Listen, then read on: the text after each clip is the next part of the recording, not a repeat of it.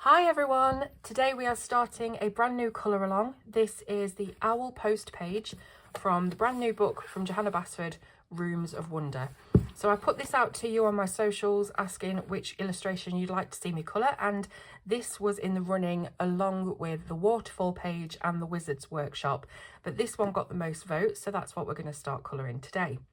So I thought it'd be really fun, because it's quite a Harry Potter inspired piece, to use my Harry Potter house colours to colour this in.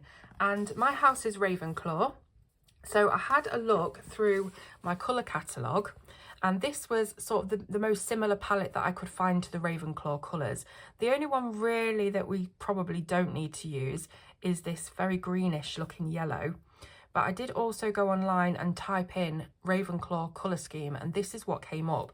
So if you look at that palette on the colour card here from the cube, you can see that they are very, very similar colours on this. So we'll be using sort of a mixture of these two palettes to colour in the illustration. I don't know as if I'm going to be using, like I say, this yellowish green in the middle. I might exchange that for a gold. So we've got the option anyway. So I thought it'd be fun as well to show you how I usually plan a page if I'm going down the route of properly planning it and not just sitting colouring on the spec. And how I do it is I take a picture on my iPad of the illustration in the book and I load it into an app called Procreate. And this is a editing and drawing app. It's mostly a drawing app. And this is the picture that I've obviously taken and put into Procreate. And we can now use that to plan all of our colours and where we're going to put them. And if we go up to the colour palette in the corner and click palettes, I've already done it here, but you can see we've got those exact colours from the palette here that I found online. And all you have to do is click the little plus, click the photos, and then load it in, and it will bring that in there. So it will bring you the whole palette that you need. We could do that again with the colour cube, but they are very similar colours anyway. So I'm just going to stick to that palette for now. So we'll go back to the disc, and what I usually do is I might make myself a little paint palette in the corner of the illustration so that I don't have to keep going back into this menu to find the colours. So I'll tap each one individually and make myself a little paint palette. So I'll just pop these here now and show you quickly how it's done. There we go. And the darkest one. Now I'm also allowing myself to use grey, white and black on this. So I'm giving myself a chance with a few more colours, but I do want to keep it very limited. So these will be the only real colours that we use. The rest will be grey, white and black, which I don't really count, to be honest. So what I'm going to do is I'm going to find myself a dark grey. Let's try this one here. This is a warm grey as well. As you can see, it's on the warm side of the disc. So this is going to be quite warm. So if I put that down here, that's our darkest. And then we'll go a little bit lighter. And then we want to go even lighter again. So I'm just going to drag this up to the top. And we've got a really nice, it's almost like a pebble grey. It's a very nice grey. So that's our little palette. And that will just make it easier for us to tap and hold. And you will then be working with that colour that you're working with. So I'm going to make a new layer that we can colour over the top of, and this original layer I've turned into a reference layer, and that means that we can add colour into the actual lines, inside the lines. So you'll see what I mean in a second. So working on a new layer, I'm going to try and take that very light grey and then drag it into these little bricks that we've got, this little stone part of the wall behind the owls. So usually when I'm making a plan, I look at the biggest elements on the page, or the ones that stand out the most, and I sort those colours out first. So that's why we're starting with the wall. That, to me, it's got a lot of big bricks and things, so we need to figure that out. So I've filled those bricks in with the lightest colour. I then want to get hold of the medium colour, and just very roughly, this is a really rough plan, just colour around the bricks, leaving that lightest colour in the middle, and then get the darkest grey and go right around the edge. Again, very, very rough. And there we are. So then we can go to this adjustments menu and click Gaussian blur. I think that's how you call it, Gaussian. And as you slide your finger from left to right, they will become very blurry, even to the point that you can't even make out the shape anymore. And if you just do that by a few degrees, you will start to see how it will look once you've blended with coloured pencil. So for example, if I just pull that out now, you can see the 3D effect that we've got right there on the bricks, and that's the kind of thing that I want to do with the whole background. So I wouldn't do the whole thing on the plan, I would just do a few bricks just to see whether that would look good or not. But there are so many little elements on this page, and in the book in general, there's just so many tiny details and objects. So I'm not going to be colouring every single, you know, post parcel thing. I just want to sort of try and plot the colours and see where I think they're going to go. So, let's see, where am I going to put blue on this? I think there will be an awful lot of these kind of brown colours because, as I say, we've got a lot of post and things to use. So if I just fill that in, I don't want to fill like the whole thing in. Oh, okay, I will. Fill the whole thing in. So that would be the base of this parcel. And then obviously we can decide to bring in some of this. Oh, that's too big. Turn the pen down a little bit. Bring in some of this colour, maybe just under here. I love the fact that you can just tap and get rid, tap and undo. If only we could do that in real life. So I'd probably do a bit of shadow under here. I should have done this on a new layer actually, because when we blur it, it's going to blur everything. So you can just decide, you can, it's really, really good practice if you've got an iPad, or if, I think there are other apps that do this kind of thing, but Procreate is generally the most packed with features, and it's a really, really good app to have if you do have an iPad. Or even I think you can do it on the iPhone, but it might be a little bit fiddly. So it's just basically being used to plot out where you would put your shadows and where you would put your highlights and colours and things like that. And then I guess we could smudge it. Would that work? Rather than, oh, that's a bit of a strong smudge. It's even stronger. We could just smudge it a bit. Usually I would use the Gaussian blur, but it's just to give you the look that, you know, that we've got a bit of shadow going on. So yeah, that will plot all of our different colours out. I guess I will probably do most of the parcels in that kind of colour palette, the browns, because we've got that in the palette and it seems to match the theme of the parcels, so that's fine. Now, where am I going to put the blues? I was thinking of doing some beautifully ornate blue and gold owls. So really make the gold stand out on the owls, and we might even use a gold paint just for those details, because there are so many little sections of the owls. But with the blue, it's a very sort of royal blue, very regal looking. Let me see. So I thought maybe we could do like these feathers in blue. Let me do another layer just so in case I want to do any blending. We could do royal blue like this in all the feathers. Let me just bring this up, colour it a little bit quicker. And oops, filled all of that in. There we go. I think what it is it's got a little break in the line, so I need to just drag it a little bit and then it'll fill in. So say for example we did his body and these feathers in blue, then we might want to use a gold. So I'm just going to find a bit of a goldy colour on here, but obviously we'll probably be using paint or something like that, and we will fill in these little details. So I'm thinking something like this, and we can do that in varying ways on all of the owls, because I do want to keep it really cohesive. I don't want to add too many colours to the page. I want it to really be just this palette. Oops, there goes my hot water bottle. That's all it was, I promise you. Right, so let's say we were doing that. Now we've used the darkest blue, so if I get the lightest blue, and if I make this layer, I'm going a bit technical now, if I make this layer an alpha lock layer, we can only colour on the bits that we've already coloured on that layer. It won't go out of the lines. So what I can do on that is, let's see, let me make it a little bit bigger. I guess I should have done the gold separately, but what I thought was I'll just show you a little bit more of a blend. Let's go a little bit smaller on the pen.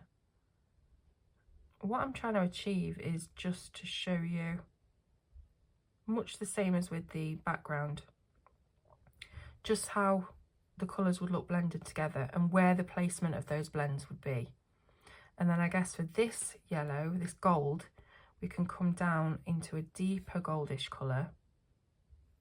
Make that slightly bigger. And actually that would be under the chin, wouldn't it? The gold, the darkest part of the gold. And then maybe just a little bit around these edges. And, you know, in between the talons and things like that. So straight away we've got a bit of a plan for what we're going to do.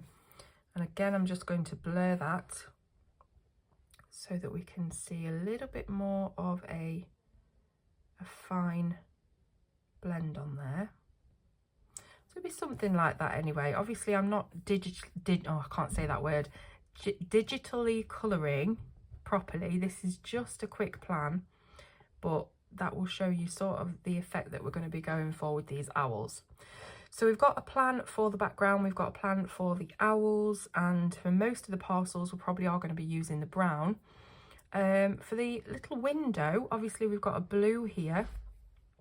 So if we fill that in, we should be able to get a little bit of a lighter blue as well, because I am going to give myself, you know, room to do lighter colours as well. I'm not just going to be using the one pencil, you know, like I've done in a few different challenges, and then just get a bit of a lighter blue like that.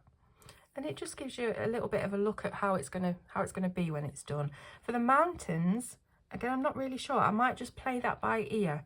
But I think the most important parts of the illustration, the parcels, the owls, and the background, I think that will really work. So, or I hope it will anyway. So that's just an insight into how I would plan on my iPad using Procreate, how to use certain colours in an illustration. So that was a long-winded, bit of a long-winded look at how I do that, but I hope you enjoyed it. Now we have to choose our actual colours. So, well, the colours in the pencils anyway. So I thought what I would do is have a little bit of a swatch session. I've got some scrap paper here, and we will see what colours seem to match up best to our palette. So I'm just going to go off of this because, again, it's very similar to the one that we used from Google. And we're going to look for a really nice, deep, rich royal blue. So next to me, I do have my trusty Prismacolors. And the first one that I'm thinking of going to is this Indanthrone blue. So if I just swatch that down, that really is a lovely, warm, very Ravenclaw-y looking blue. So that would be a good blue to use. Then we need something that's a little bit lighter, but it's got quite a lot of grey in it, that blue. So just looking at my Prismas, and you can't see this, so I should bring them in, shouldn't I? I'm always doing things off camera, which is really annoying for people. So I need something a little bit grey, but lighter. Let me see. What is this? Blue Violet Lake. That might be too violet. Let's see.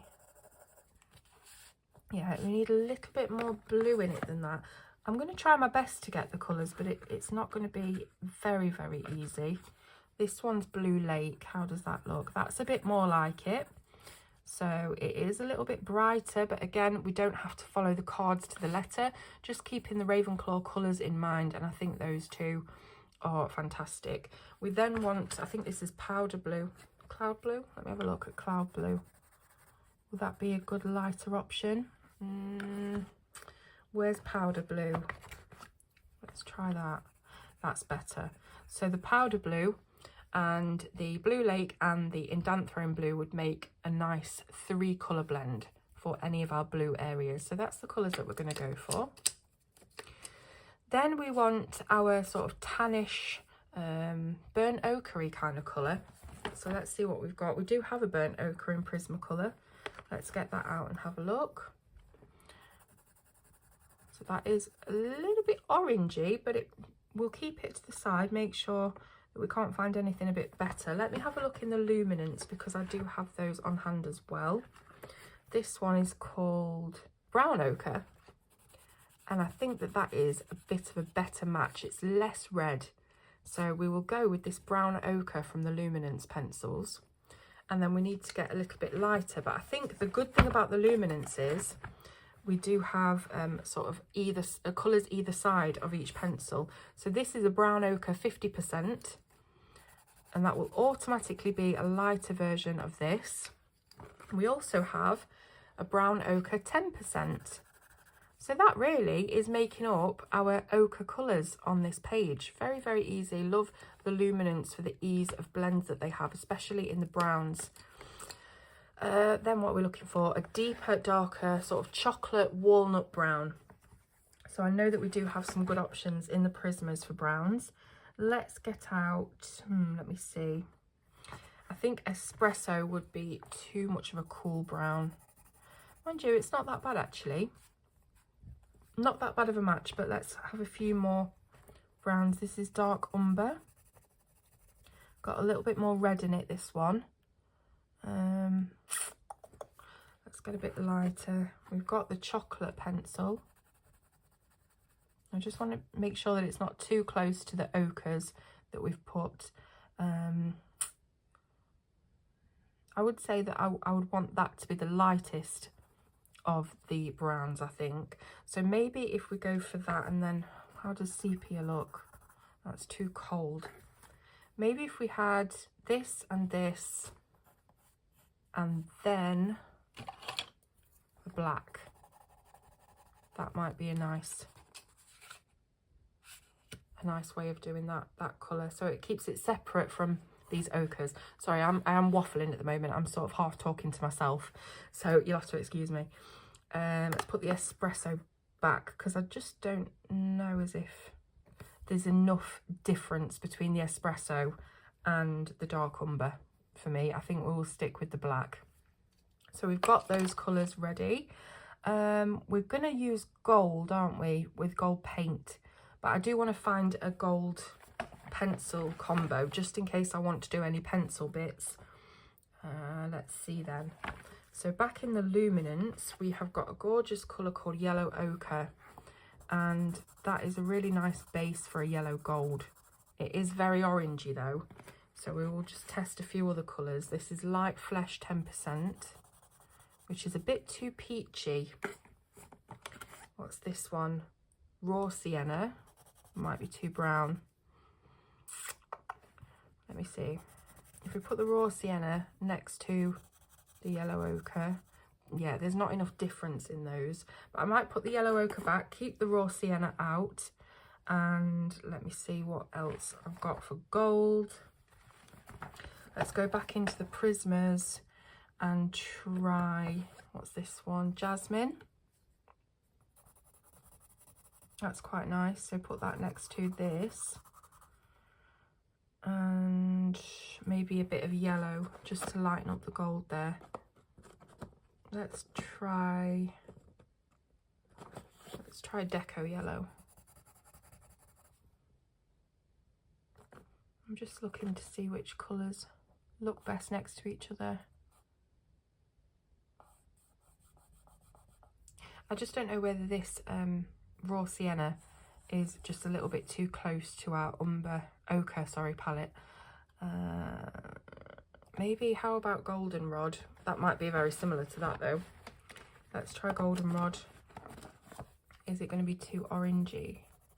Very, very comparable, isn't it? I think what I will do, what about this one?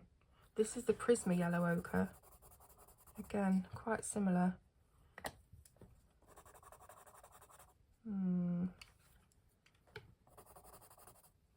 Yellow ochre, jasmine, deco yellow. I'll leave those out, and we might go and pick them up later if I decide to do that. Okay, put that one back. And I think that we've got our colours, so I guess we should start colouring. You know what we haven't got though? We haven't got the greys. Totally forgot about the greys. So let's pick those out very quickly. Which grey is this? This is called the Sepia 50%, which is very much a brownish sort of grey, but I'm not going to discount it yet. This is the Sepia 10%. This might actually work really well because they are quite pebbly greys. They're very brown. And do we have anything lighter than that? what did I say we have? The sepia 10%, 50%. So they are the two lightest. And then there will be a sepia on its own, which I think is this one. I wonder how that would look on our pebbles. I feel like I need something a bit lighter though than that. Let me see. What do we have in Prismas that's very... What about the putty beige? Oh no, that's a totally different colour than what I thought it was. Okay, let me see. What about a French grey? Let's try 30%. Ah, we're on the right track now. Maybe just a little bit lighter. Would that work? It's not quite as reddish, is it, as these greys? I just don't know if there's anything better that I could use. Nope. What's this? A seashell pink? Not too far off, seashell pink. What else do we have? Do we have anything else that would do for this? I don't think we have. Might stick with this then. So we've got all of the sepias from the Luminance, and then we've got this 20% French grey, and that might work. We will have a go. We might need to make the French grey, maybe just make that very, very small on the page so that we don't have that massive differentiation of colour. But I think on the tiny elements that we've got, we should be all right. So let me put this to one side and let's actually do some colouring.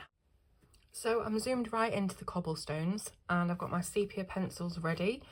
I'm going to show you how to do a couple of these and then I'm going to speed through the rest of the cobbles. There's not a lot of point of me colouring every single cobblestone in exactly the same way for 2 hours while you sit watching. So I will show you how to do it and then we will speed up to the next part of the video. So I've got my sepia pencil here. All the numbers have rubbed off, so I can't tell you which one it is in the Luminance, but it is the sepia pencil. And I'm going to start here where we started on the little plan. And I'm going to start with the darkest colour all the way around the edge, just like we tried on Procreate.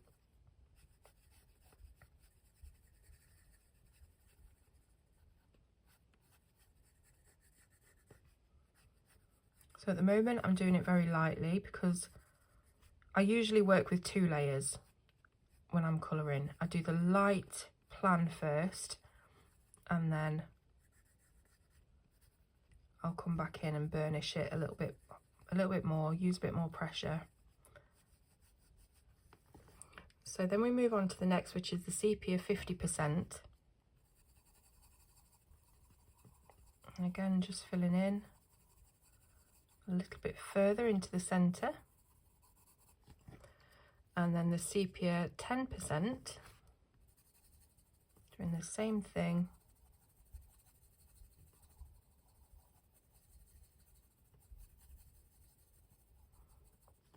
And finally, hopefully this will work, we have the French grey from the Prismas.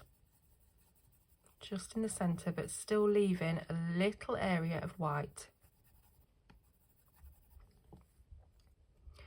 So we've done our base layer.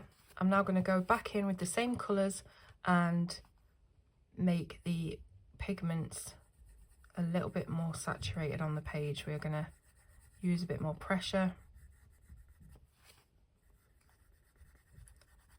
and start to fill in the tooth on the paper. This is really nice paper to work with. I did mention it in my review of the book. I believe that the paper in the US version is totally different.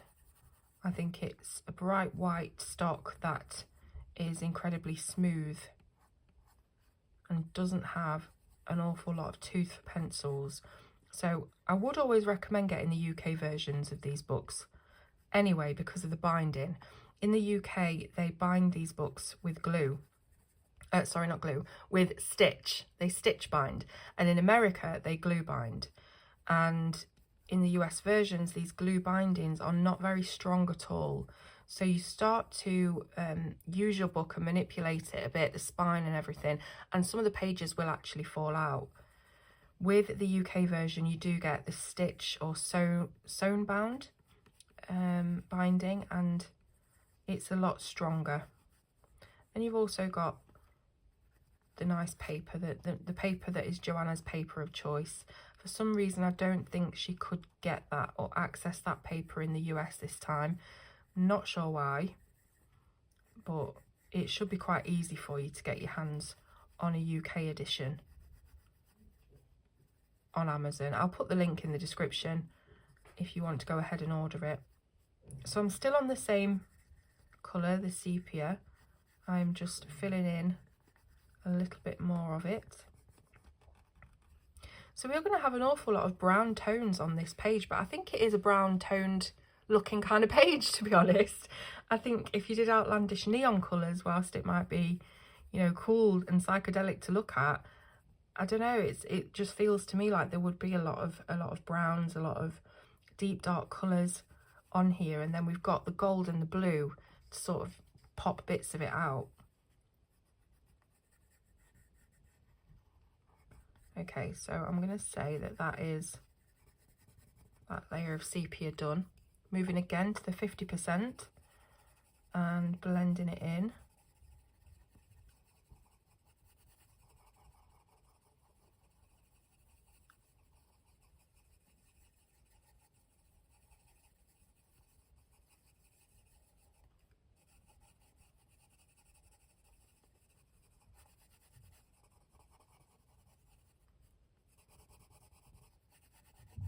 These pencils just blend by themselves.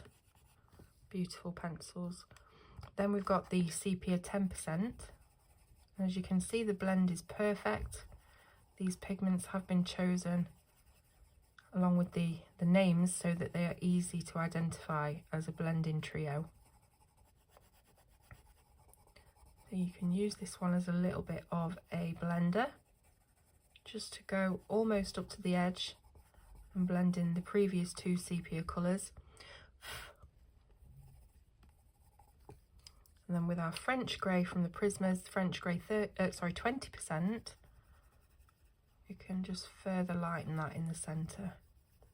Now you can leave the white if you want. I am going to go over with a very light layer of this because I don't want it to have a glossy shine. I want it to just look more like it's convex. So it's not a glossy item, it's old stone, but we can still keep the look of this convex front of the stone if we use a lighter colour in the centre, but we are going to fill that in. So there's no actual white left on the paper, it is just this 20% French grey. And that will dull any kind of shiny look and hopefully just make it look like convex brick. Quickly going back in with the darkest sepia, just to redo any areas that have become a little bit milky from using the lighter sepia as a blender. And it just redoes the edges, so we've got some nice crisp dark edges to the brick. So you can play about with that as much as you want, trying to get the blend looking really perfect. Obviously I'm doing this for demonstration purposes, so it's not fantastic, but this is something like what we are trying to achieve. So if yours is looking something like this, then we're on the right track. That is if you're following this, of course. So there we go, that's one of the cobble bricks done. I'm going to continue doing the rest of them now, and I will come back to you when they're all done. I'm not going to do anything different at all, so you're not going to be missing anything. I will be doing exactly the same as I've just done, just a million times on the other bricks. So I will come back to you when that's done, and we will get on with the next part of the illustration. Okay, so I've finally, after over 4 hours, finished all of the cobblestones on the background of the page. Now we do have some other cobblestones around the circular window and also on the stairs, but I want to do those in a lighter colour so that it is differentiating them from the cobblestones in the back. So I've chosen the chocolate from the Prismacolor that we picked out earlier and the brown ochre from the Luminance, and I'm going to make a blend doing exactly the same technique on all of these little cobblestones.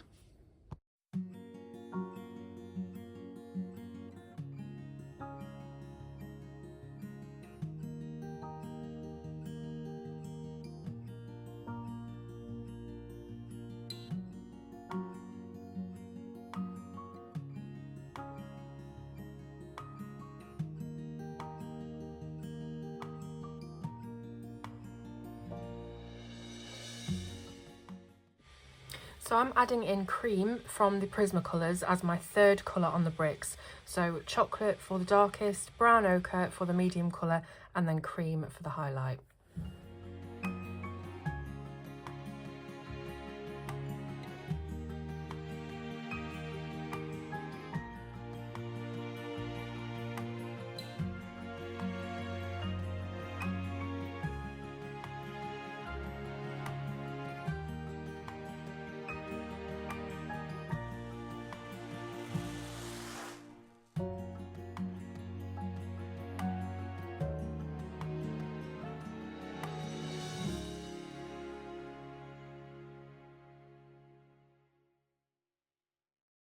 So I just used a little bit of dark umber and black to go in between the little bricks and things that you can see, or the little tiny weeny gaps, just a little bit of black, and it makes those cobblestones pop a little bit more. So I think that'll do us for part 1. Come back and we will continue with doing part 2, and maybe we'll start on the lovely blue and gold owls. Thanks for watching, and I'll see you next time.